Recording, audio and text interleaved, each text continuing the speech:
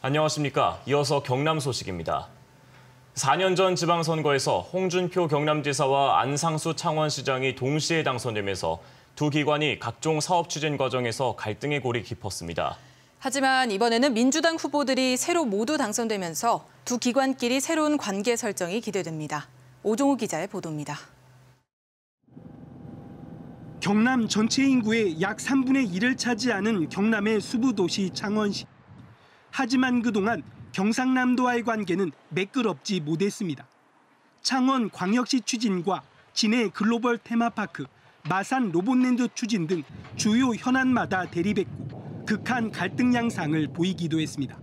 앞으로 창원시하고 공동으로 사업 추진하는 것은 단 한 건도 없을 거예요. 광역시 운동이나 열심히 하라고 그래요. 여기엔 홍준표 전 경남지사와 안상수 현 창원시장의 미묘한 관계도 한몫을 했습니다.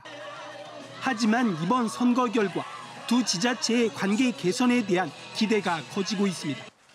먼저 허성무 창원시장 당선인이 경상남도가 반대해온 광역시를 추진하지 않겠다고 밝혔습니다. 광역시는 된다면 뭐 좋은 일입니다만은 이제 될 수가 현재로서는 없는 일이죠. 그래서 이제 광역시 추진은 사실상 폐기한다 이렇게 보시면 되겠습니다. 또 김경수 도지사 당선인과 허 당선인이 정치적으로 고 노무현 전 대통령 인맥이란 공통점도 있습니다. 허성무 시장 당선자와는 참여정부 청와대에서도 함께 근무를 했고, 그리고 국가균형발전이나 지방분권에 대한 철학이나 생각이 거의 비슷하기 때문에 경상남도와 경남 최대 도시인 창원시가 진정한 소통과 협치에 성숙한 관계를 보여줄지 기대됩니다. KBS 뉴스 오종우입니다. 경남에서는 창원터널이나 남해고속도로 창원 1터널 안에서 터널 화재 사고가 잇따라 발생하고 있습니다. 터널 화재 사고 때는 대피 요령이 무엇보다 중요한데요. 허성권 기자가 어떻게 대처해야 할지 자세히 알려드립니다. 뿌연 연기로 앞이 보이지 않는 터널 안. 차량 화재가 난 뒤 20대의 차량이 이곳에 갇혔습니다. 터널 안에는 소화전이 없어 초기 진화가 어려웠고 환풍구조차 없어 터널 안은 유동 연기로 가득 찼습니다. 여기에다 안내 방송도 없어 사람들은 어찌할 바를 몰랐습니다. 이 상황에서 누가 도망가세요, 대피하세요 그런 소리는 전혀 없었고요. 그냥 제 판단으로 터널에서 경고 방송이나 그런 게 전혀 없었어요. 자칫 대형 인명피해로 번질 뻔했던 아찔한 순간. 다행히 터널 길이가 600m로 비교적 짧아 큰 사고로 이어지지 않았습니다. 갓길이라던가 여유 공간이 없기 때문에 일반 차량을 사고 상황에서 차량을 회피할 수가 없고, 그리고 사고가 났을 경우에는 여러 대의 차량이 동시에 추돌하게 되는 연쇄 추돌 사고로. 터널 안에서 불이 났을 때 자체 진화가 어렵다고 판단되면 소방차가 빨리 진입할 수 있도록 차를 최대한 벽에 세웁니다. 이후 터널 내 비상벨을 눌러 화재 사실을 다른 차에 알리고 119에 신고한 뒤 가까운 입구로 재빨리 대피합니다. 입구가 멀 때는 터널 중간에 있는 피난 연결 통로를 통해 반대편 터널로 대피하면 됩니다. 소방당국은 특히 터널 안에 유독 연기가 차게 되면 음료수나 생수 등을 헝겊이나 옷, 티슈에 적셔서 코와 입을 막고 유도 등을 따라 대피해야 한다고 당부했습니다. KBS 뉴스 허성권입니다. 요즘 경남 지역에서는 오존주의보 발령이 잇따르면서 미세먼지와 함께 오존도 심각한 문제로 떠오르고 있습니다. 오존은 강력한 산화제로 각종 폐질환은 물론 기관지 조직까지 파괴하는 소리 없는 살인자라고까지 불리지만 제대로 된 대응 매뉴얼조차 없습니다. 이준석 기자가 취재했습니다. 최근 평균 기온이 올라가고 자외선 지수도 높아지면서 오존 농도가 짙어지고 있습니다. 자동차가 뿜어낸 질소가스 등 오염물질과 자외선이 반응하며 만들어지는 오존은 호흡기는 물론 심장 건강도 위협합니다. 뿌연 미세먼지와 달리 오존은 눈에 보이지 않아 심각성을 체감하기 어려웠지만 최근 오존 농도가 증가하고 마스크로도 막을 수 없다는 사실이 알려져 우려가 커지고 있습니다. 최근 부산의 경우 오존 1시간 환경 기준인 0.1 ppm을 넘긴 경우는 2011년 12회였던 것이 2016년 381회로 크게 증가했고 8시간 기준 0.06ppm을 넘긴 날도 5년 만에 3배 가까이 늘었습니다. 사정이 이런데도 주관 부서인 환경부는 대응 6대 수칙을 담은 예방책만 마련했을 뿐입니다. 미세먼지 대응 매뉴얼을 개정해 각 어린이집과 유치원 등 교육 현장에 수업 조정 등의 지침을 내린 것과는 대조적입니다. 오전만 별도로 해가지고 한 거는 아직은 없습니다. 이제 환경부에서 구체적으로 그런 게 만들어지면 저희들한테 홍보가 오면은 저희가 그 어린이집 전파하고 하는 역할을 하는 거죠. 이 때문에 영유아 교육 현장에서 오존 농도가 높은데도 미세먼지 수치만 확인하고 야외 활동 여부를 결정하자 학부모들이 불안을 호소하고 있습니다. 예민하게 반응을 하지 않고 있어요.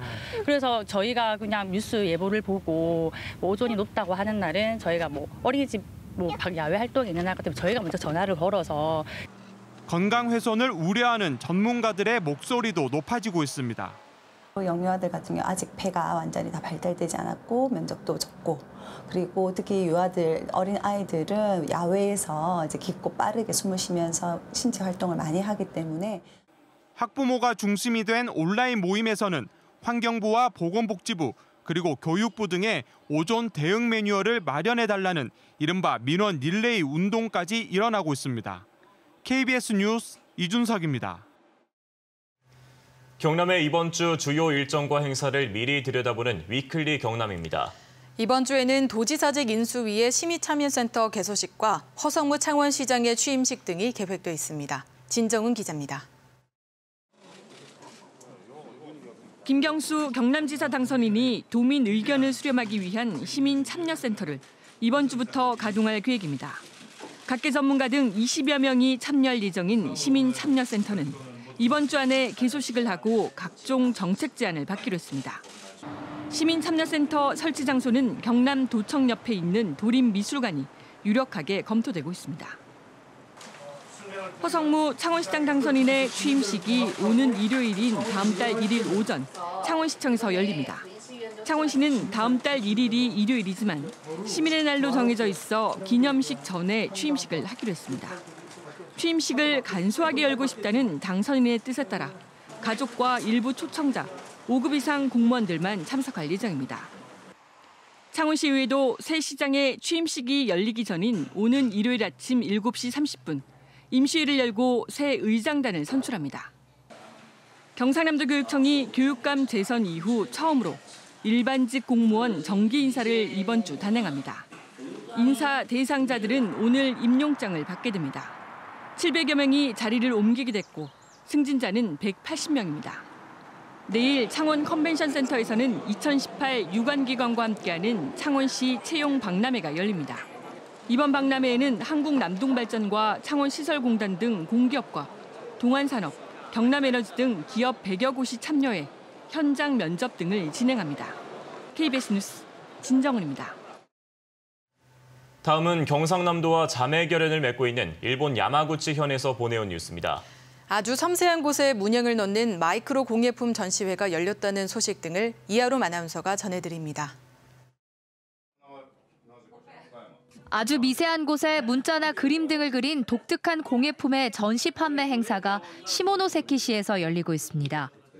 마이크로 공예 작가 이시이 가쿠조 씨의 달마의 중얼거림 작품은 쌀알이나 머리카락에 달마 대사의 머리카락 윤곽과 수염이 붓으로 아주 섬세하게 표현됐습니다. 米粒に書くにしても集中するでしょ。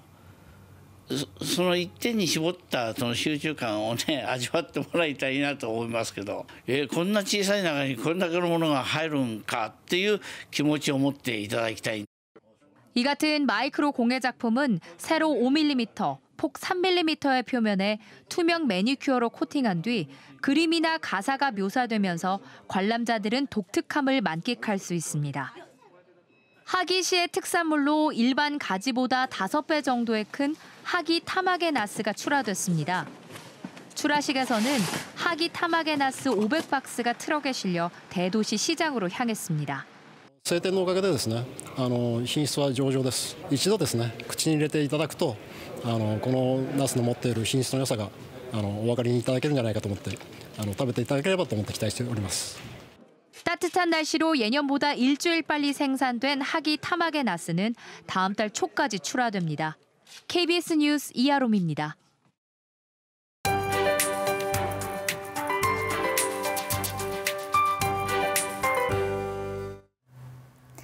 주말 동안 그야말로 역대급 더위가 찾아왔습니다. 일요일인 어제는 6월 기온 중 가장 높은 기온을 기록한 곳이 많았는데요. 경남 지역도 합천이 36.6도까지 올랐고 양산 36.5도, 창원이 34.7도 등으로 무척 더웠습니다. 오늘은 어제보단 기온이 내려가긴 하는데요. 여전히 폭염 수준이겠습니다. 건강관리 계속 잘 하셔야겠습니다. 내일부터는 이제 장마에 대비하셔야겠습니다. 지금 장마 전선은 제주 남쪽 해상에서 북상하고 있는데요. 내일은 북한 지방까지 올라갔다가 모레 다시 남부 지방으로 내려오겠습니다. 따라서 경남 지역은 일단 내일 새벽부터 오전 사이 비가 내리겠고요. 잠시 소강 상태에 들다가 모레 새벽에 다시 비가 시작되겠습니다. 특히 모레 강하고 많은 비가 예상되는데요. 시간당 30mm 이상의 호우와 함께 목요일까지 최고 150mm, 많은 곳은 200mm가 넘는 비가 내리겠습니다. 오늘 경남 지역은 종일 맑은 하늘이 이어지지만 초미세먼지 농도가 높아 공기는 다소 탁하겠습니다. 현재 기온은 어제보다 1, 2도 정도 높게 출발하고 있는데요. 동부 지역은 20도 안팎까지 올라 있습니다. 낮 기온은 34도까지 오르는 등 폭염주의보가 계속되겠습니다. 경남 서부 지역도 진주의 낮 기온 31도, 합천과 함양이 34도로 더위가 극심하겠습니다. 오늘 해상에는 바람과 물결 모두 잔잔하겠습니다. 내일부터 장마가 시작되면서 극심한 더위는 누그러지겠고요. 장마 전선의 영향은 주말까지 길게 이어지겠습니다. 기상정보였습니다. 김해시가 선착순으로 진행된 유라동 서부 스포츠센터와 내동 시민스포츠센터의 수강 신청 방식을 다음 달부터 추첨식으로 바꿉니다. 경상남도가 모레 진주 농업기술원에서 농업인들의 세무 고민을 무료로 상담해주는 찾아가는 마을 세무사 행사를 엽니다. 창녕군이 귀농인이나 저소득층 등에게 빈집을 고쳐 시세의 반값에 제공하는 반값 임대주택 입주자를 다음 달 6일까지 모집합니다. 남해군이 피서철 바가지 요금을 없애기 위해 합동 점검반을 꾸리고 업소에는 성수기 요금을 받지 않는 가격 안정제를 유도하기로 했습니다.